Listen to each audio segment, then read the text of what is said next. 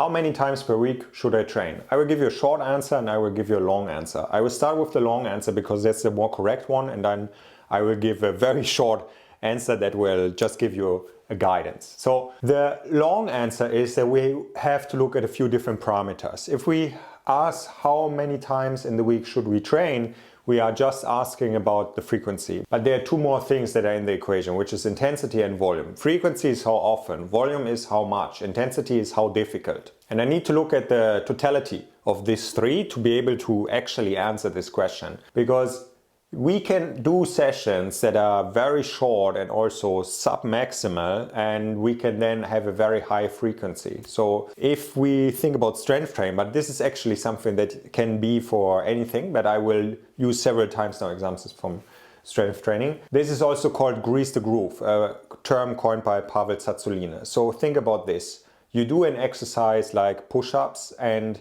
you do just one set, and this set is sub-maximal, so it's not all out, it's not until failure or something like this. You will be able to do several trainings in that sense per day, so you will be able to train maybe not every day of the week, but you probably even something like 6 days a week. And I've done this for a long time and it works very, very well. So in a sense you do micro sessions, like every 2 hours a set or something like that. Now the other way would be to do a massive session, lots of sets, like very all out and so on, and you might need 1 whole week, 10 days, 2 weeks to recover from that session. So in that case the answer can be even less than 1 time a week if your intensity and your volume is so high. So now the question comes out, what is the optimum of this triangle of frequency, volume and intensity? But now we have to come to another thing. What is actually our goal? What is important for us?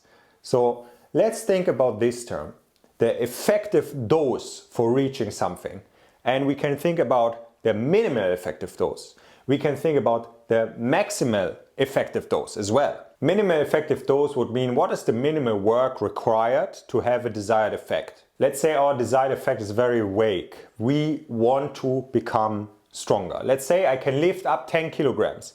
If I can lift up now 10 kilograms and 1 gram, then I got stronger. No? It's very unspecific. So for this, the minimum effective dose will be very little. But now if I get more specific and say I want to lift up 20 kilograms, the minimum effective dose will be higher. If I say I want to lift up 20 kilograms in 4 weeks, the minimum effective dose will be higher as well. So here we have a much more specific example where the minimal effective dose would be how can I reach 20 kilograms within 4 weeks. And if I can make specific goals like this, it actually makes a lot of sense to look for the minimal effective dose. So on the other hand, we have the maximal effective dose. So what's the maximal amount of work that I can put in to reach my goals? And here the two main problems are recovery rate and risk of injury plus time efficiency. But that's always the question that comes up, and that's also the question I asked before when I talked about the triangle, is if you do more volume, you will need more recovery time. So what is the sweet spot between the volume and intensity of a session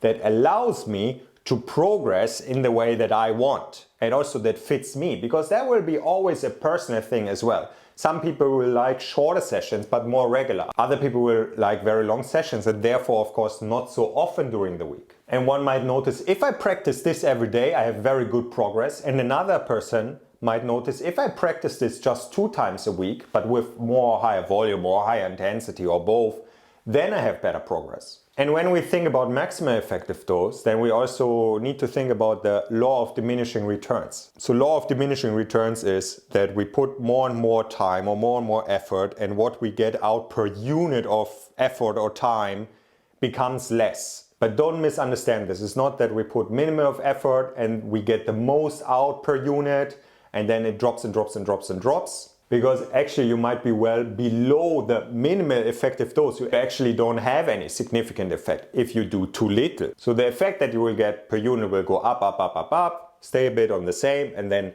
go down again. The thing is obviously that the best people in their field are not looking for minimal effective dose, but are always looking for maximal effective dose. They don't care about law of diminishing returns so much. They go just all the way in, because you have to go into this place where you get less out per unit to really excel, to really get further ahead if you're in a competing environment, for example, which I personally don't really care about because I don't compete with anyone in my life. But I'm still very interested in what it means to reach excellence. So if you decide how much you want to train, it would not be just thinking about minimal effective dose or maximal effective dose, but also what kind of schedule, what kind of regimen gives you maximal return for what you invest. Side note, in this video I'm looking at it in a very logical, mathematical way, yeah? And it's clear for me also that there are many different point of views that I can take to answer this question. And in the end I could shorten all of this with experiment and see what works for you. Because you know what the actual most effective thing is, if you figure out a way to practice for years and years and years. And if you want to reach somewhere faster,